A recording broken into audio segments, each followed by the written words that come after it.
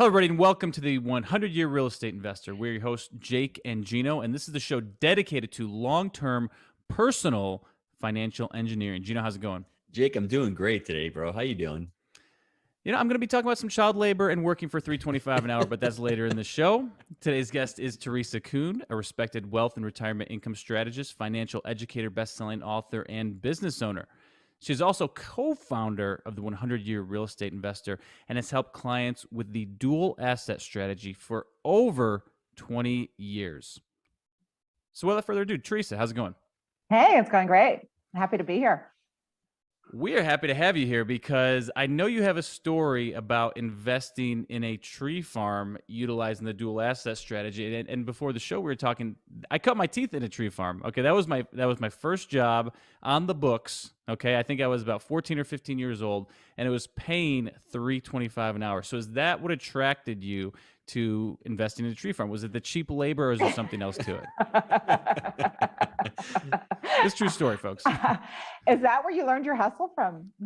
That's where the hustle comes from. You know, it takes you gotta work long hours when you're making $3.25 an hour. Let me tell you, $3.25 per hour. Everybody out there, and that is painful. You didn't get tips. Didn't get tips, but we got soup and salad for lunch. So. Well, then you should have led with that. And it was like a variety too. It wasn't like the same thing every day. So, and Jake, I heard you're in Western New York. Are you sure you weren't in the Gulag or somewhere in Russia, like in Siberia somewhere? Dude, I'm telling you, when I grew up, there was consistently 3 feet of snow on the ground. Okay, and it was economically depressed, so I may have been. Okay.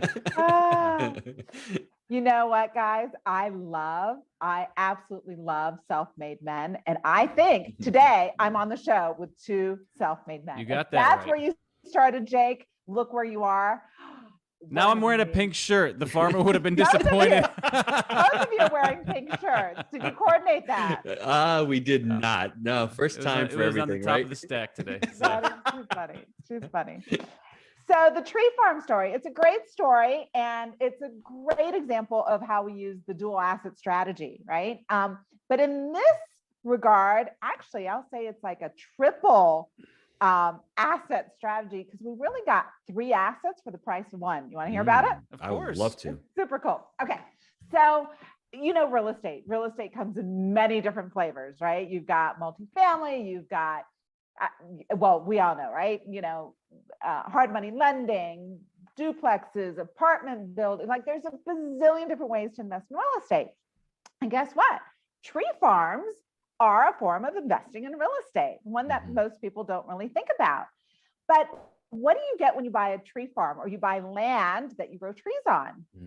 You get a business in addition to the real estate, because selling trees is a very viable business. And so what we did about, I'm going to say about 10 years ago, we had an opportunity to buy a tree farm with a group of investors, partners, and it was with a gentleman who had developed an expertise in this really esoteric, weird way of growing trees. But he had proven in the many years that he had played around with his way of growing trees, it was a very unique way, but a very fruitful way, so to speak, of growing trees. The trees were bigger, the trees were hardier, the trees were able to survive harsh weather. Like he had everything down, like super nerdy about like these trees. And he wasn't a tree farmer to speak of. He was actually a dentist who, for whatever reason, started researching and learning about growing trees. And so he wanted to, start this tree farm, and a group of us invested in the tree farm, bought the tree farm, bought the land, invested in the business. And a few of us had policies, and we put that money, instead of investing directly in the tree farm, buying the property and the business, we put it into our policies first, our specially designed whole life policies, and then took a loan to invest in the tree farm, the land and the business. Thus creating a dual asset.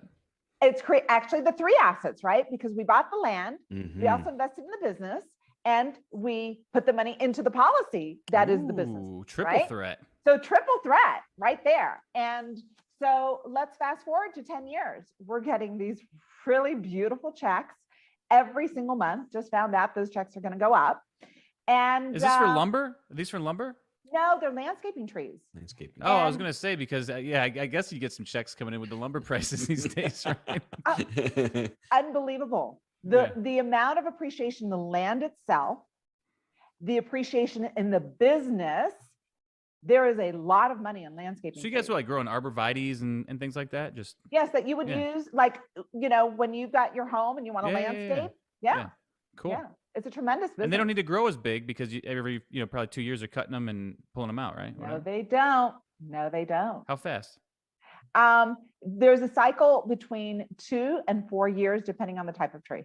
Yeah, that's what I'm saying. I mean, you're not waiting for it to mature to 50 feet. To 50, exactly. Exactly. And, this also goes back to my relationship with Nelson Nash, which we've talked about.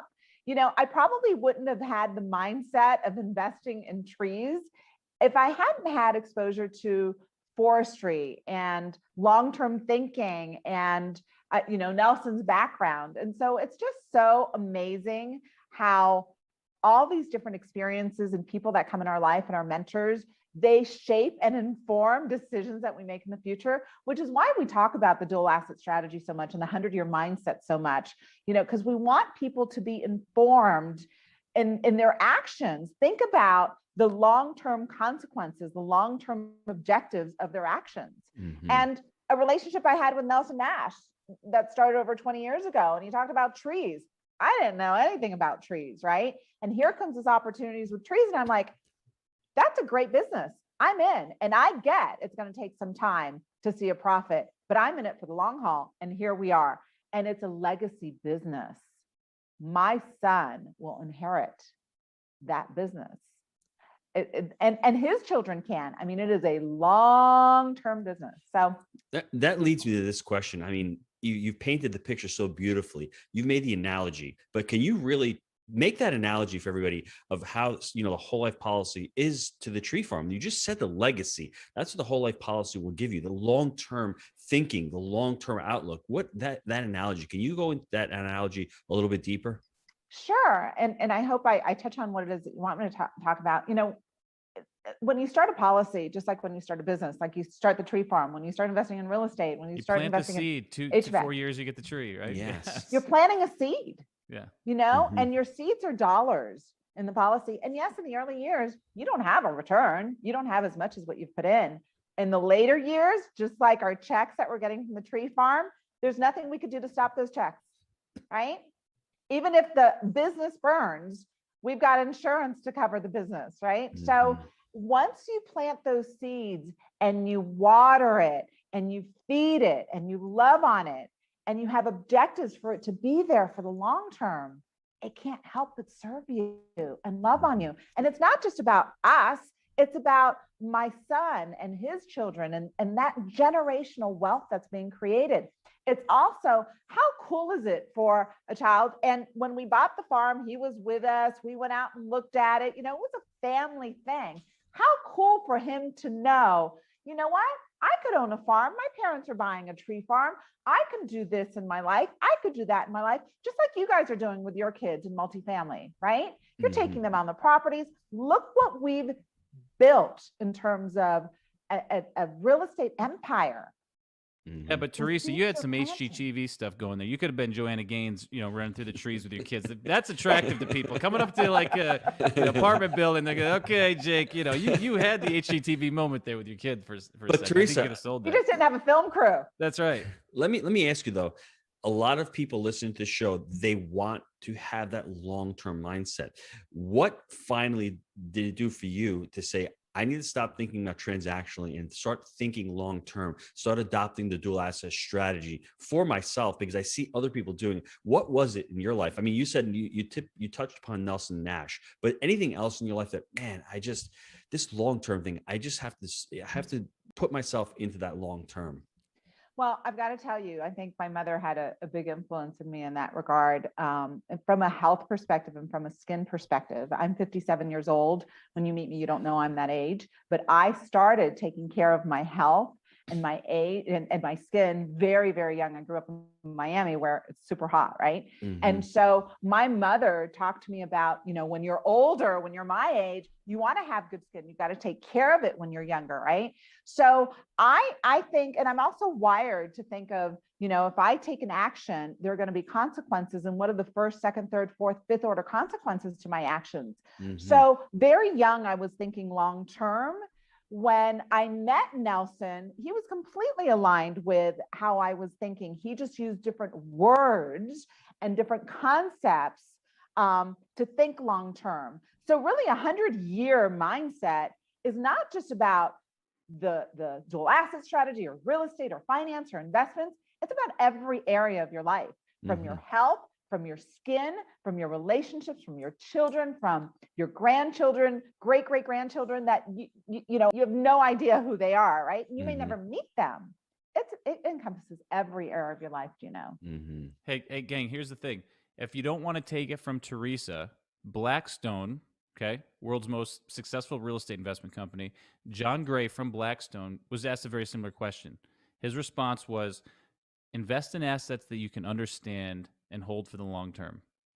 Okay? It's the dual asset strategy. And this is coming from Blackstone, folks. Like a great policy that you can borrow from and put it right into a multifamily vehicle if that's your thing, or a tree farm if that's what you got your head wrapped around. And I'm going to pick your brain on this because Gino knows I'm into this stuff. I love landscaping. I got a juniper farm out here if anyone wants to know. But I'm gonna get with you on that later, Teresa. So I didn't know you had a juniper farm, and I was at your property. I didn't see that. But I want to say something about or the dual asset strategy. The policies, they are designed from an actuarial perspective to endow. I know these are technical terms. Just ignore that for a minute.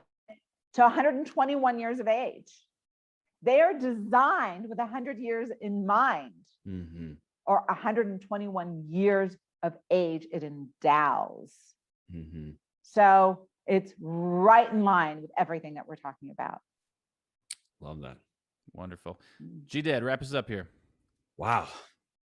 From $3.25 an hour to multifamily Maverick. Blackstone. That's all I got to say on this one. In his property, right? From 325 to having junipers.